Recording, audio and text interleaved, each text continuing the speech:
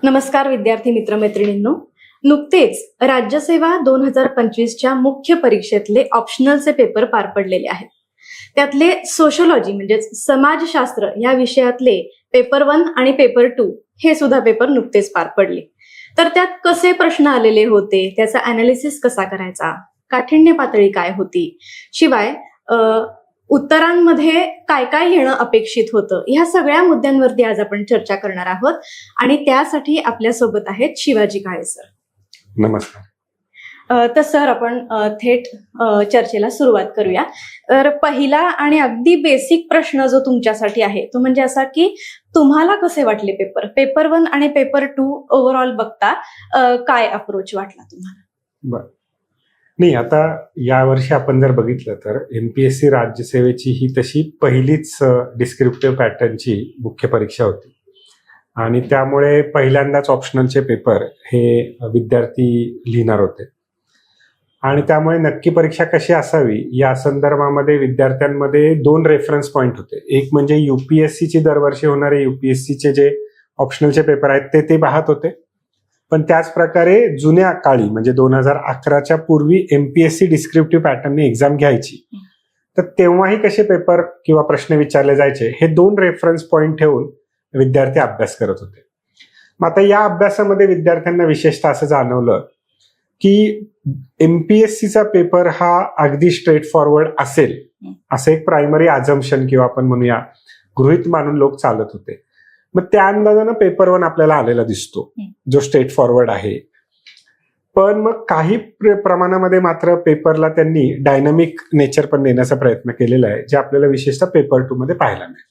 Sir मग overall paper 1 आणि paper 2चं observation केलं तर असं म्हणता येईल का आपल्याला की पेपर 1 मध्ये कॉन्सेप्च्युअल क्लॅरिटी ही तपासली गेली आणि पेपर 2 मध्ये जास्ती ऍप्लिकेशन बेस्ड क्वेश्चन्स आलेले होते?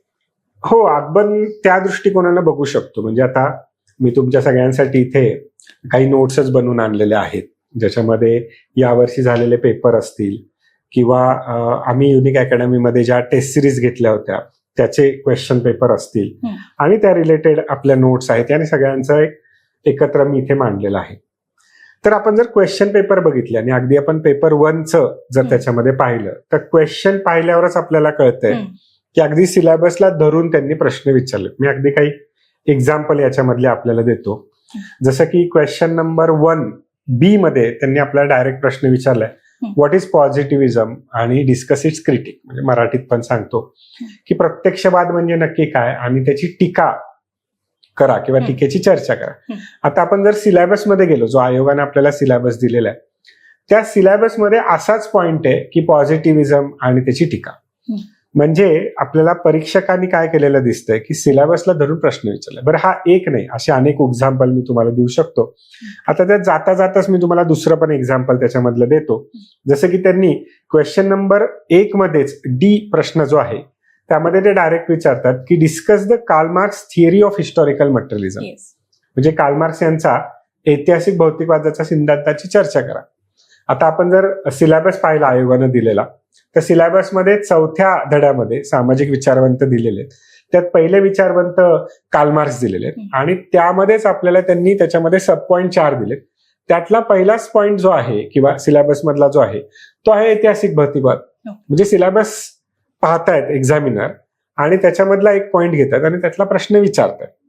तर याच्यामधून एक्झामिनरनं आपल्याला काय केलेलं दिसतं की मी सिलेबसमध्ये समोर ठेवून त्यातलेच प्रश्न विचारतोय, पण ते विचारत असताना देखील विद्यार्थ्यांनी अभ्यास करत असताना त्यांची कन्सेप्च्युअल क्लिअरिटी एन्श्युअर केली आहे की नाही, समजून घेतलंय की नाही, हे पाहण्याचा त्याच्यामध्ये आपल्याला त्यांनी प्रयत्न केलेला दिसतो. आता आपण विचारलेला जो सेकंड पार्ट आहे त्याच्यामध्ये विशेषतः पेपर 2 मध्ये डायनामिक प्रश्न आहेत का असं तुम्ही विचारताय, तर आपण असं म्हणूया की पेपर 2 थोडासा मिक्स होता. म्हणजे पेपर 2 मधले काही प्रश्न जे आहेत ते अतिशय त्यांनी स्ट्रेट फॉरवर्ड विचारलेले आहेत आणि त्यातही कन्सेप्ट आहे की नाही, तुमची तयारी आहे की नाही, हे ते चेक करतात. उदाहरण मी तुम्हाला देतो. जसं की अगदी पहिलाच प्रश्न आहे क्वेश्चन नंबर 1A, ज्याच्यामध्ये ते विचारतात GS घुरे यांचा जो प्राच्य विद्याशास्त्री परिप्रेक्ष्य आहे, इंडोलॉजिकल पर्स्पेक्टिव्ह आहे, त्याची वैशिष्ट्य लिहा असं त्यांनी सांगतात. म्हणजेच ते विद्यार्थ्यांकडनं काय एक्सपेक्ट करतायत की तुम्ही सिलेबसमध्ये, अगदी सिलेबसचं आता मी परत इथे कनेक्शन घेऊन येतो, की सिलेबस आपण पेपर 2 चा बघितला तर त्यात पण पहिल्या धड्यामधला पहिले विचारवंत आणि त्यातला पहिला पॉईंट असा डायरेक्ट प्रश्न आपल्याला विचारलाय. मग आपण जर तुम्ही मगाशी विचारलेल्या प्रश्नाकडे गेलात की क्वेश्चन पेपर मला कसा वाटला, तर आता मी वैयक्तिक मला कसा वाटला ह्याच्यापेक्षा माझ्या विद्यार्थ्यांना तो कसा वाटला असेल या दृष्टिकोनाने जर विचार केला तर मी म्हणेल की असे काही प्रश्न पाहिल्यानंतर त्यांना तो नक्कीच सोपा वाटला असणार. पण पुढे पुढे जिथे तो डायनामिझमचा पार्ट तुम्ही विचारताय तिथे तिथे जेव्हा तो प्रश्न जात आहेत तिथे तिथे मात्र विद्यार्थ्यांची तयारी ही त्यांनी कसून केली आहे की नाही हे एमपीएससीने नक्की बघितलंय. आता यातलंच तुम्हाला एक छान उदाहरण देतो बघा. पुन्हा एकदा 10 मार्काचा प्रश्न त्यांनी विचारलाय आणि तो विचारलाय त्यांनी न्यू एज्युकेशन पॉलिसी, जी 2020 साली आलेलं आपलं शिक्षण धोरण आहे त्याच्याशी संदर्भात सामाजिक बदलाच्या कनेक्शन ते आपल्याला करून विचारतात. म्हणजेच आता इथे ते चेक काय करतायत की तुम्ही सिलेबस मधला सोशल चेंजचा धडा शिकलेला आहात का, वाचलेला आहात का, आणि त्यामध्ये त्यांनी एक पॉईंट दिलेला आहे, सब पॉईंट, एज्युकेशन आणि सोशल चेंज म्हणजे शिक्षण आणि सामाजिक बदल. हा मी तुम्हाला सिलेबस तुमच्या समोर मांडला. आता एक्झामिनर काय करतायत की मला सिलेबसमध्ये सामाजिक बदल आणि त्याच्या शिक्षणाशी कसा संबंध आहे हे तर दिलेलंच आहे त्यांनी, पण मग आता घडतंय काय आपल्या आजूबाजूला. अगदी 2020 नंतर आलेली आपलं जे शिक्षण धोरण आहे आणि जस्ट आता ते इम्प्लिमेंटेशन मध्ये सगळीकडे यायला लागलेलं आहे, तर त्याचा नक्की याच्याशी काय संबंध आहे हा डायनामिक पार्ट देखील ते तिथं आपल्याला कनेक्ट करताना दिसतात. तर मी म्हणेल एमपीएससीने खूप छान पेपर बनवलेले आहेत. त्यांनी खूप छान सुवर्ण मध्य गाठलेला आहे ज्याच्यामध्ये कन्सेप्च्युअल क्लिअरिटी पण ते इन्शुअर करतात विद्यार्थ्यांकडून. पण फक्त म्हणजे आपण रोड लर्निंग म्हणतो की मी घोकमपट्टी करून आलोय आणि जे मी पाठ करून आलोय ते जसंच्या तसं लिहिलंय असंही तुम्हाला प्रत्येक ठिकाणी करता येणार नाही, कारण डायनामिक पण क्वेश्चन त्यांनी विचारलेले. बरोबर आहे सर. आणि काही प्रश्नांचा टोन तुम्ही म्हणलात तसं अगदी स्ट्रेट फॉरवर्ड थिअरीज वरती प्रश्न विचारलेले आहेत. काही क्रिटिकली इव्हॅल्युएशन करण्याचे प्रश्न आहेत, चर्चा करा असं म्हणलेलं आहे. काही खूपच जास्त अनालिटिकल आहेत. तर अशी सुद्धा काही उदाहरणं आपण बघू शकतो का? नाही, आता पेपरमध्ये त्यांनी आहे ना खूप वेगवेगळ्या प्रकारे क्वेश्चनला डिरेक्टिव्ह वर्ड्स दिले. मग आता इथे मी थोडंसं डिरेक्टिव्ह वर्ड्स मध्ये काय ते थोडंसं आपल्या विद्यार्थी मित्रमैत्रिणींसाठी थोडंसं एक्सप्लेन करतो. म्हणजे क्वेश्चनचं एक स्टेटमेंट आहे आणि त्याला तुम्हाला कशा प्रकारे उत्तर द्यायचंय त्याला म्हणतात डिरेक्टिव्ह वर्ड. म्हणजे उदाहरण आपण घेऊया. समजा त्यांनी आपल्याला प्रश्न विचारलेला आहे की what is child labour and child labour is a social problem, असा क्वेश्चन नंबर 4D मध्ये पेपर 2 मध्ये त्यांनी प्रश्न विचारलाय. पण पुढे ते म्हणतात एक्सप्लेन करा, म्हणजे ही गोष्ट एक्सप्लेन करा, चाइल्ड लेबरला एक्सप्लेन करा. पण त्याच्या पुढे जर तुम्ही बघितलं तर त्यांनी अजून एक प्रश्न विचारलाय की honour killing as a violence against woman, म्हणजे आपल्याला आपल्या आजूबाजूला महिलांच्या हिंसाचाराच्या संदर्भात विशेषतः आंतरजातीय किंवा आंतरधर्मीय विवाह जिथं होताना दिसतो तिथं ऑनर किलिंगच्या घटना आजही घडताना दिसतात. पण ते सांगत असताना ते म्हणतात एक्सप्लेन विथ एक्झाम्पल. म्हणजे आता फक्त स्पष्टीकरण इथे तुम्हाला सफिशियंट नाहीये, तुम्हाला उदाहरणं द्यावी लागतील की खरंच असं घडतंय का. आणि इथे उदाहरण देताना पण आपल्याला आवर्जून काय करावं लागेल, तर आपल्याला 1960 मधलं उदाहरण इथे फार समर्पक नाही, ते चुकीचं नाहीये. पण आज 2026 चालू आहे, आपण आज पेपर लिहितोय, तर या आजच्या काळामध्ये या दशकामध्ये घडलेल्या ज्या घटनांमुळे समाजामध्ये मोठ्या प्रमाणावर चर्चा मांडली गेली, ज्याच्यावरून महिलांच्या हक्काविषयी, महिलांच्या सुरक्षेविषयी समाजामध्ये मोठ्या प्रमाणावर चर्चा आली, वादविवाद झाले, त्यातली काही उदाहरणं तुम्ही जे एक्झामिनरलाही माहिती असणं अपेक्षित आहे अशी तुम्ही तिथे मांडली पाहिजे. बरोबर आहे. आणि सर मगाशीच आपल्या बोलण्यामध्ये असं आलं की म्हणजे आपण टेस्ट सिरीज घेतो युनिटमध्ये परीक्षेच्या आधी, तर तशी याही वेळेला आपण घेतलेली होती.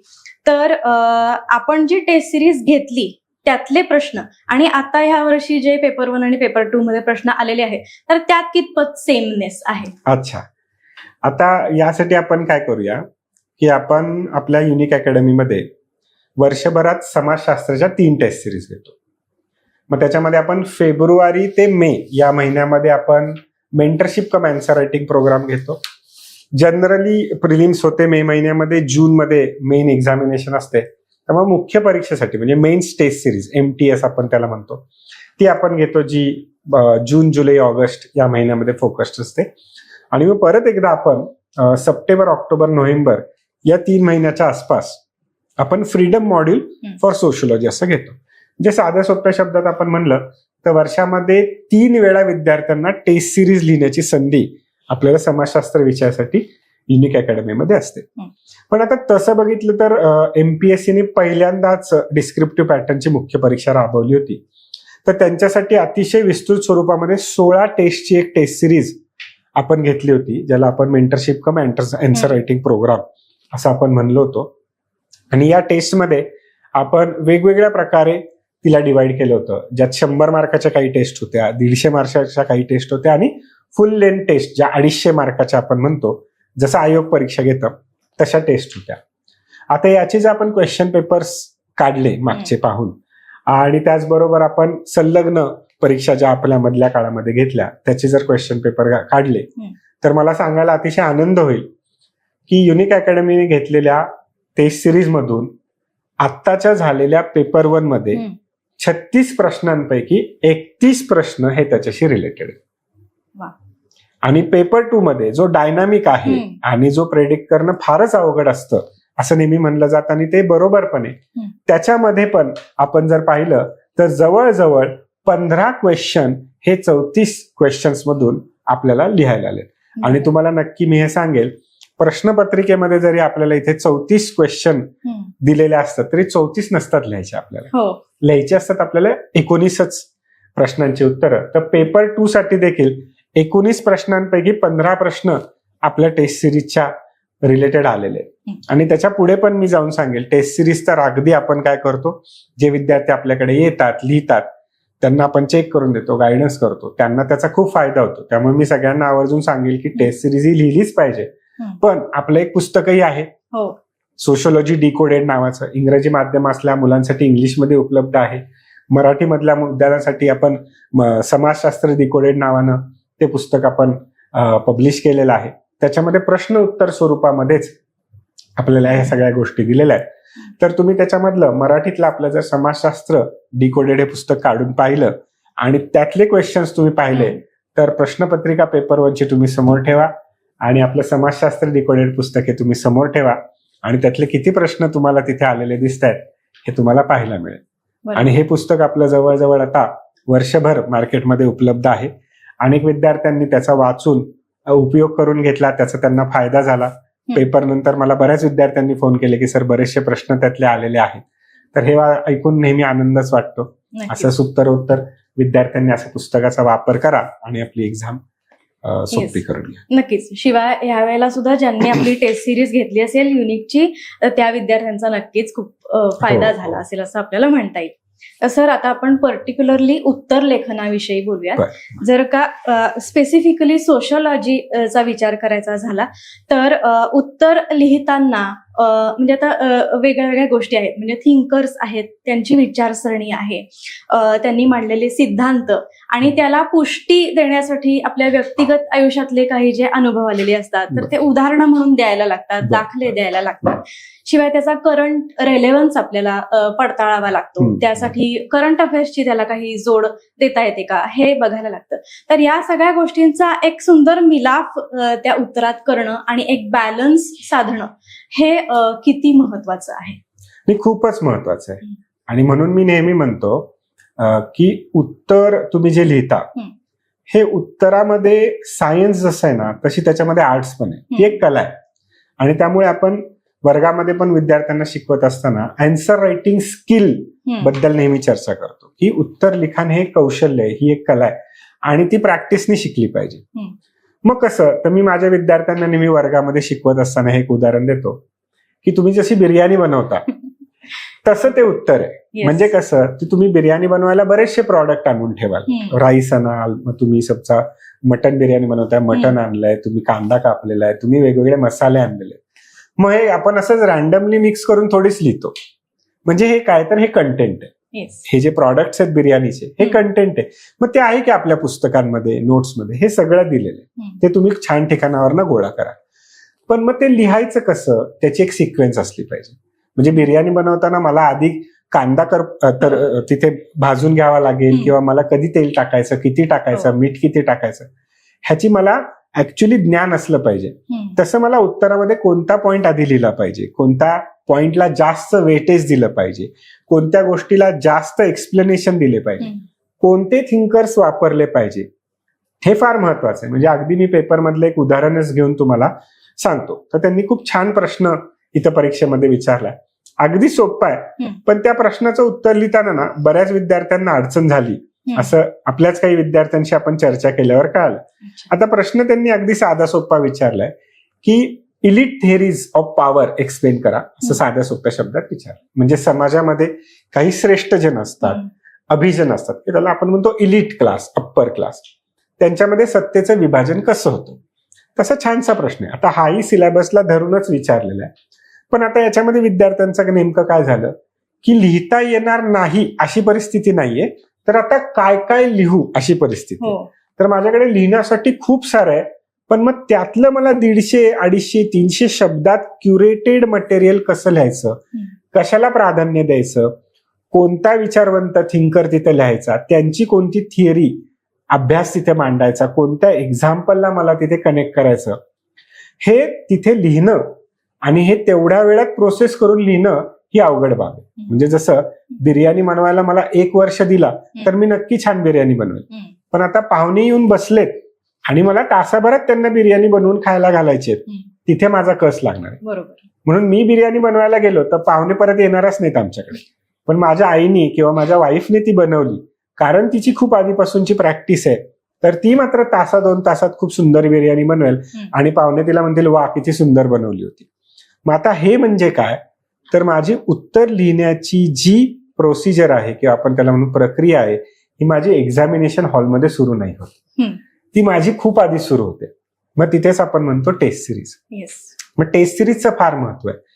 टेस्ट सिरीज मध्ये तुम्ही प्रॅक्टिस मधून हे शिकलं पाहिजे की मला जो प्रश्न विचारलाय त्याची डिमांड काय, एक्झॅक्टली काय विचारलंय. जर मला त्यांनी विचारलेले एक क्वेश्चन मी ते एक्झाम्पल म्हणून तुम्हाला देतो की रोल ऑफ पॅट्रियार्की काय आहे डिव्हिजन ऑफ लेबर मध्ये. आता हाही सिलेबसला धरूनच त्यांनी प्रश्न विचारलाय की आपल्याला समाजामध्ये पितृसत्ताक विचार पद्धती दिसते आणि समाजात आपल्याला लिंग आधारावर म्हणजे श्रम विभाजनही दिसतं.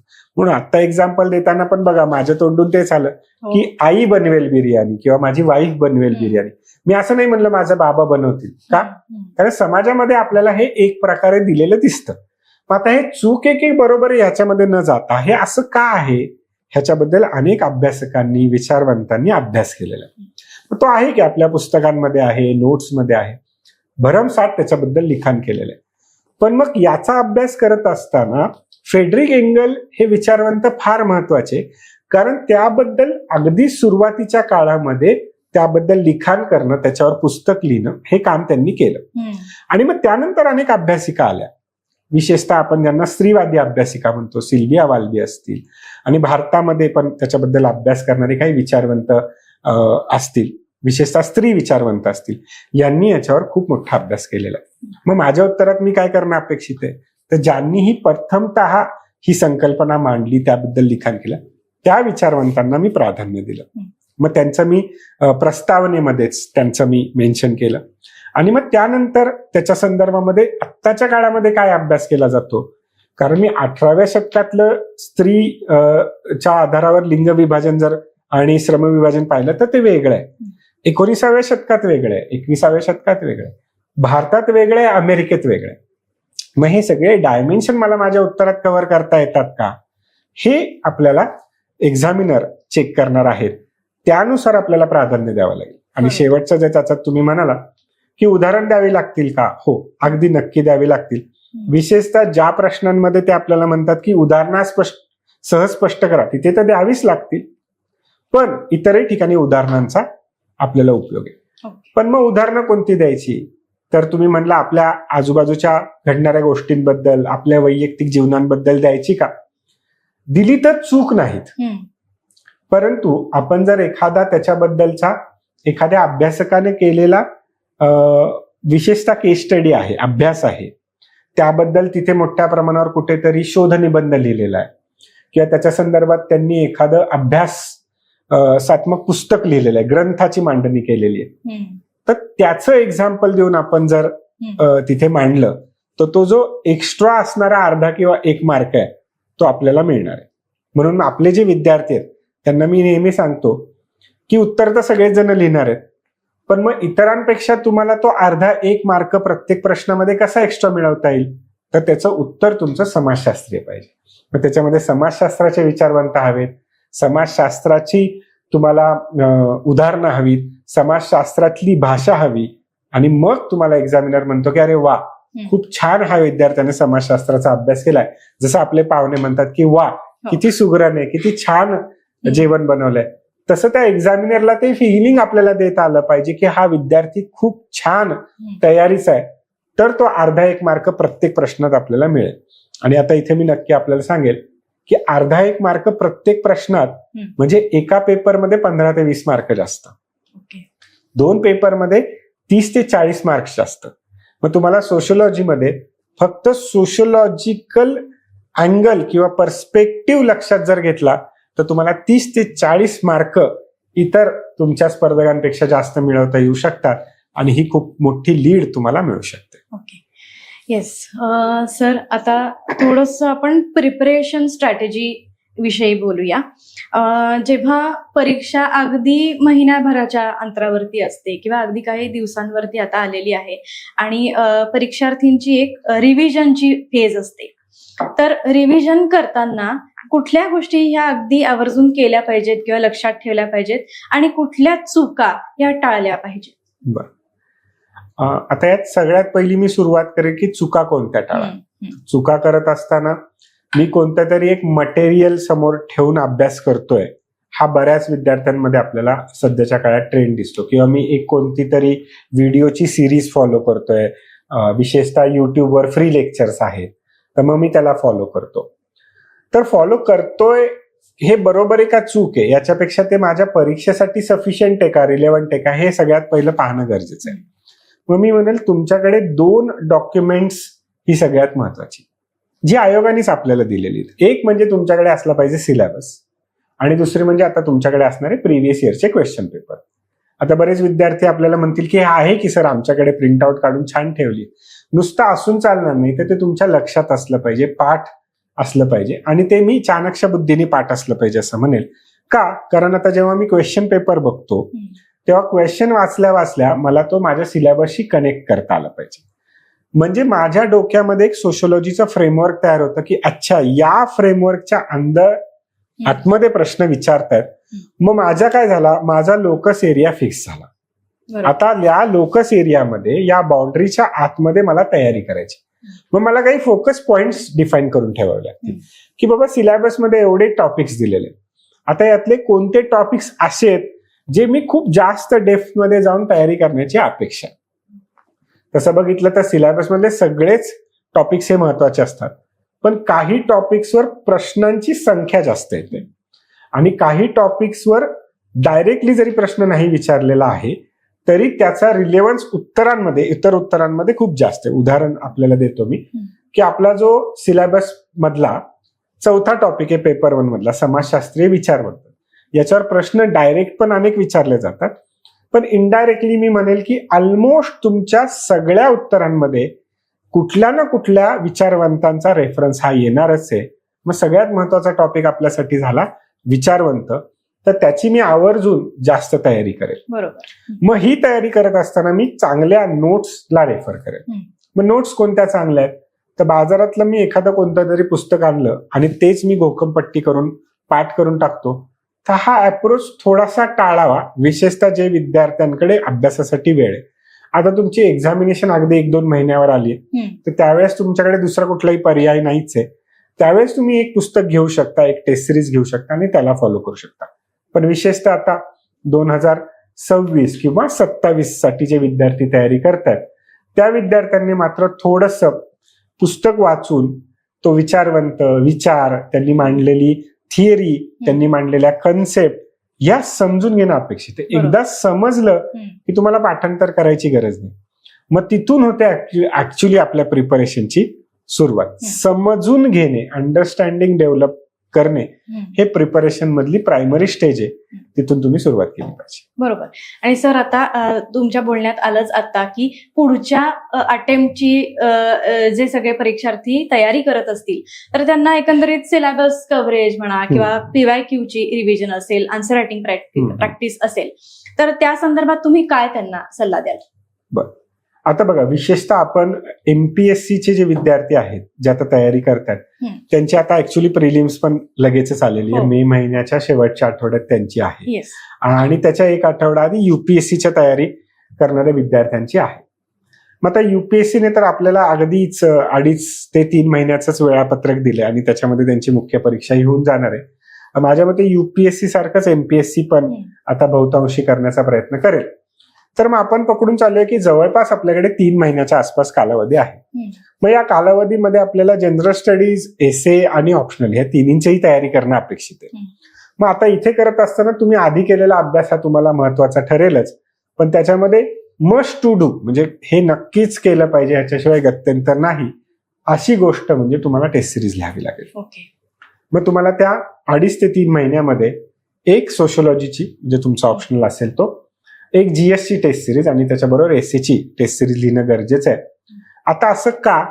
कारण मी अभ्यास खूप केलाय, मला येतंय सगळं, पण जर माझं लिखाणाचं कौशल्यच विकसित झालं नसेल मग त्याच्यामध्ये 2 बाबी येतील की मला त्या गतीने लिहिताच येत नाही. म्हणजे मला येतंय सगळं, मला 250 पैकी 250 मार्काचा पेपर येतोय, अभ्यास मी केलेला आहे, पण मी जर लिहायला बसलो तर 3 तासामध्ये माझं 200 मार्काचं लिहून होत असेल तर मग त्याच्यासाठी काहीच उपयोग नाही. म्हणजे मला माझी फिजिकल कपॅसिटी, लिहिण्याची जी गती आहे, लिखाणाचं जे स्पीड आहे ते मला वाढवलं पाहिजे. मग ते कसं वाढेल? प्रयत्न करून वाढेल. मग प्रयत्न करण्यासाठी टेस्ट सिरीज हा त्याच्यातला उत्तम मार्ग, हा त्यातला पहिला पॉईंट झाला. आता दुसरा पॉईंट महत्वाचा आहे की मला येतंय सगळं, माझी लिहिण्याची गती चांगली आहे, मी लिहू शकतो, पण मग ते छान पण लिहिता आलं पाहिजे. छान म्हणजे कसं? तर माझ्याकडे 6 पॉईंट आहेत एखाद्या उत्तरात लिहिण्यासाठी, पण ते 6च्या 6 पॉईंट इक्वली इम्पॉर्टंट नाहीत. त्यातल्या कुठले तरी 2 पॉईंट पहिले लिहिणे अपेक्षित आहे, ज्याला जास्त वेटेज आहे. 2 पॉईंट मध्ये लिहिणं अपेक्षित आहे आणि 2 पॉईंट लिहिताना शेवट कन्क्लुजन कडे जाणं गरजेचं आहे. आता टेस्ट सिरीज चेक करत असताना आम्हाला हा नेहमी जो जाणवणारा गोष्ट आहे ते म्हणजे विद्यार्थी उत्तर लिहायला लागल्यानंतर त्याला जाणवतं की अरे मी 4 पॉईंट लिहिल्यानंतर मला सगळ्यात इम्पॉर्टंट पॉईंट आत्ता आठवलाय आणि मग तो खाली लिहितो, मग त्याला बॉक्स करतो, आयडेंटिफाय करतो. पण ते एक्झामिनरलाही जाणवतं की आधी मी विचार केला नव्हता उत्तर लिहायच्या आधी. मग ही जी मेंटल कपॅसिटी आपल्याला डेव्हलप करायची आहे की मी उत्तर म्हणजे प्रश्न वाचल्यानंतर मी आधी माझ्या डोक्यामध्ये, मनामध्ये मी उत्तर फ्रेम केलं पाहिजे आणि ते फ्रेम करूनच मग मी कागदावर उतरवलं पाहिजे. आता मगाशी जसं आपण एक्झाम्पल घेतलं तर मला 3 तासाच्या ऐवजी 6 तास दिले तर हा आपलाच विद्यार्थी छान लिहिल की समाजशास्त्राचा पेपर, पण मग तिथे 3 तासात पूर्ण करायचं. म्हणजे क्वेश्चन वाचल्यानंतर मला एक 10 मार्काचं उत्तर लिहिण्यासाठी जवळजवळ 7.25 मिनिटाचा वेळ आहे. तर त्यात मला 10 ते 15 सेकंदामध्ये क्वेश्चन वाचून डोक्यामध्ये आन्सर फ्रेम करून 7 मिनिटं लिहिण्यासाठी द्यायचे आहेत. एवढं त्याच्यामध्ये सायन्स आहे. तर हे सायंटिफिक अनालिसिस आपल्याला मांडता आलं पाहिजे. हे एकदा सायन्स कळालं की मग तुम्ही त्याला कौशल्य विकसित करताना ते किती छान प्रकारे करता, ते त्यात आर्ट पण आहे. मग सायन्स आणि आर्ट दोन्ही आहे प्रिपरेशन मध्ये बघा. Yes, absolutely.